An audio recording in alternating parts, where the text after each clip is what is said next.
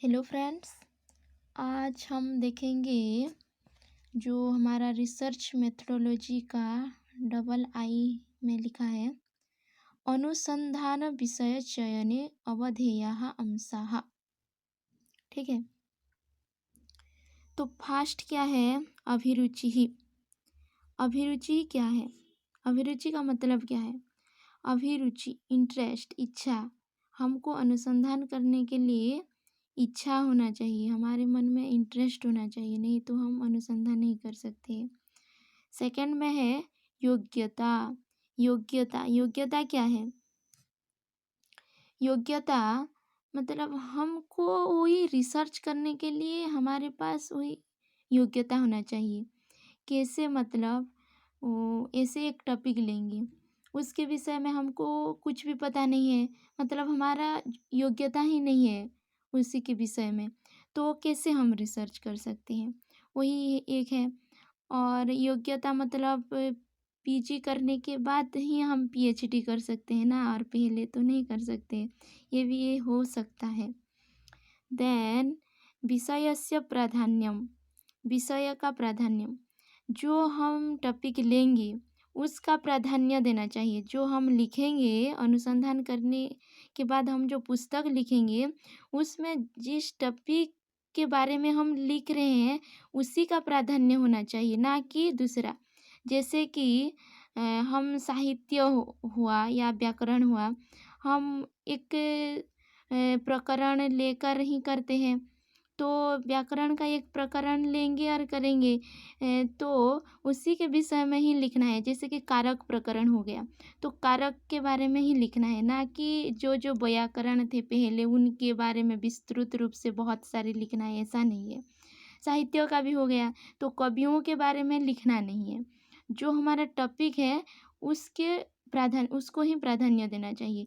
ऐसे जो फास्ट में 2-4 पेज हो सकता है कवियों के बारे में, व्याकरण के महत्व के बारे में, ऐसे, ठीक है। और हम विषय का प्राधान्य देना चाहिए। देन स्पष्टत्वम, सॉरी, सामग्रीणाम उपलब्धि। सामग्रीणाम उपलब्धि क्या है? हम रिसर्च करेंगे तो जो जो हमको चाहिए वो भी हमारे पास होना चाहिए, नहीं तो ठीक से रिसर्च नहीं हो सकता है। सामग्री का भी आवश्यकता है। जैसे कि हमारा लैपटॉप हो गया, उसमें टाइपिंग करना है, और भी बहुत कुछ आप तो जानते हैं ना सब। देन स्पष्टत्व, और जो हम रिसर्च करेंगे, रिसर्च के बारे में हम जो शोधकर्ता होता है ना उसको उसी के बारे में स्पष्ट होना चाहिए, उसके बाद ही वो रिसर्च कर सकता है, नहीं तो नहीं। तो स्पष्टत्वम। देन अध्ययन योग्यत्वम। अध्ययन योग्यत्वम मतलब हम रिसर्च करेंगे तो बहुत सारे बुक्स पढ़ेंगे, उसके बाद ही रिसर्च होगा ना। तो हमारे पास यदि अध्ययन का योग्यता नहीं है तो हम कैसे रिसर्च कर सकते हैं? इसीलिए ये भी एक चीज़ है, अध्ययन योग्यत्वम। अध्ययन भी होना चाहिए, हमारा योग्यता होना चाहिए अध्ययन करने के लिए। देन समाधान योग्यत्वम इत्यादयः। समाधानम, तो हम पहले तो एक समस्या को लेकर ही हम अनुसंधान करेंगे, तो समाधान भी हम कर सकते हैं, वही भी हमारा योग्यता होना चाहिए समाधान करने के लिए, ठीक है। तो उसके बाद ही हमारा रिसर्च ठीक से हो सकता है।